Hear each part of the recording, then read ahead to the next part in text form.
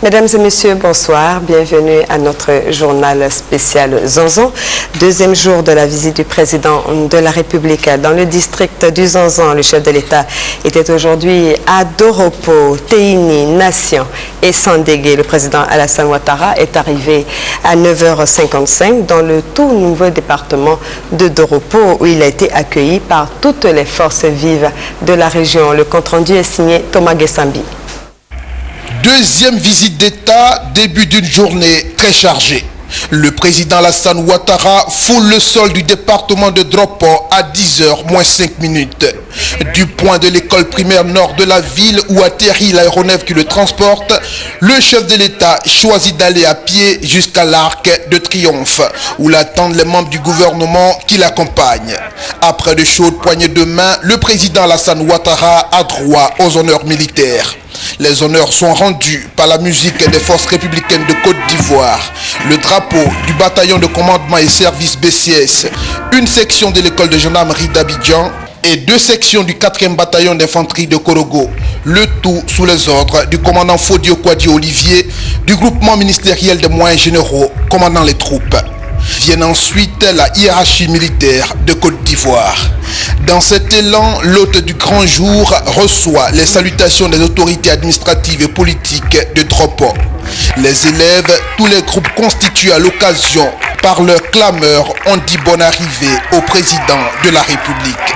Attendu et même très attendu à Doropo, devenu chef-lieu de département sous sa gouvernance, le président de la République a communié avec les Koulango, Lobi, Malinké et autres communautés vivant à Doropo.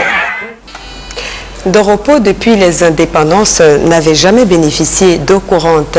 C'est maintenant chose faite. À la faveur de sa visite d'État de 4 jours, le président de la République, Alassane Ouattara, a inauguré le château d'eau. L'ouvrage réalisé comble à plus de 100% les besoins de la ville.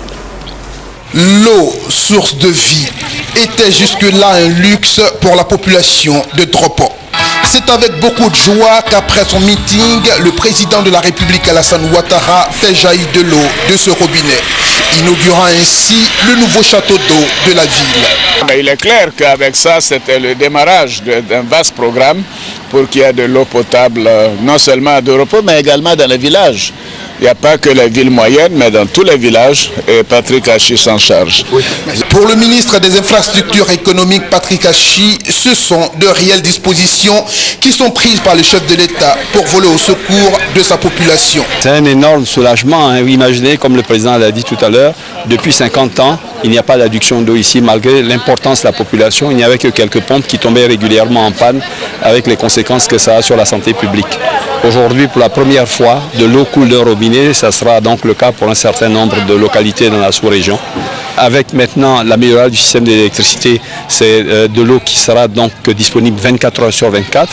Au-delà de cela, non seulement les maisons individuelles seront fournies, mais également pour des populations qui n'ont pas de maison dure ou dans les quartiers desquels on n'a pas encore de viabilisation, il y aura des bornes fontaines autour desquelles ces populations pourront également se servir. Le château et les autres fontaines d'eau qui viennent d'être réalisées comblent au-delà des besoins de la ville de Doropo, jusqu'à 125%. Les populations étaient nombreuses à accueillir le président de la République à Doropo. Après le meeting du chef de l'État et l'inauguration du nouveau château d'eau, elles réagissent au micro de notre envoyé spécial Thomas Ngesambi. Je suis heureux. C'est une occasion qui ne se présente pas tous les jours. Je pense que toute la population de Doropo est heureuse de devoir recevoir le président de la République. Et comme le président de la République, on le connaît, qui est quelqu'un qui tient ses promesses, je pense qu'avec le constat que lui-même il a fait sur terrain, je pense qu'arrivé à Abidjan, le président va pas nous oublier. Déjà, avant qu'il n'arrive, il a mis l'eau potable en place, qui vraiment arrange la population de Doropo. On peut ne pas lui dire merci.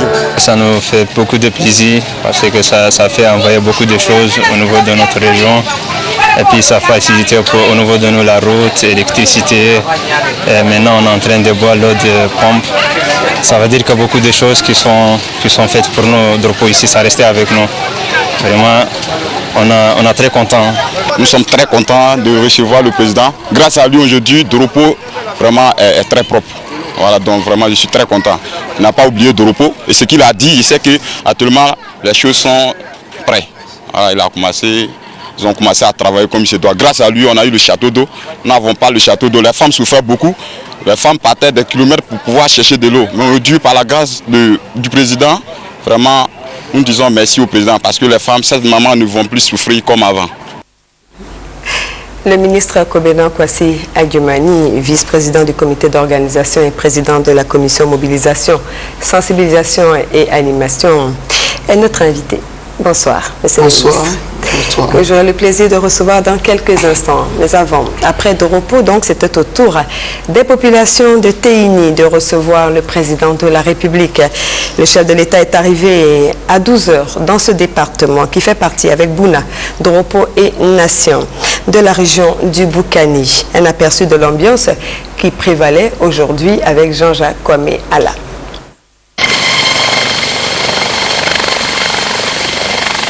Visite d'État du président Alassane Ouattara dans le district du Zanzan. Deuxième journée ce mercredi. Au pas des courses, après le meeting de Doropo, le chef de l'État est arrivé aux environs de 12 h sur l'espace de l'école primaire publique de Téini 2, dans le département de Téini qui fait partie de la région du Boukani. Après l'accueil du corps préfectoral, des élus et certains membres du gouvernement qui ont effectué le déplacement, les honneurs militaires.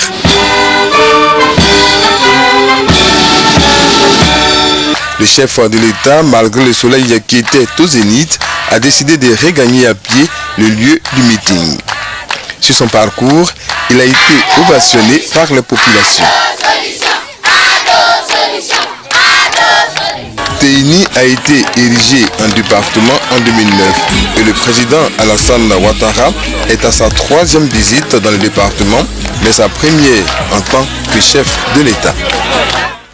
Après le cérémonial d'accueil, le chef de l'État a animé un meeting, l'occasion pour lui d'exprimer sa reconnaissance aux populations du département et leur donner des raisons d'espérer un avenir meilleur. Compte rendu à Ouattouré.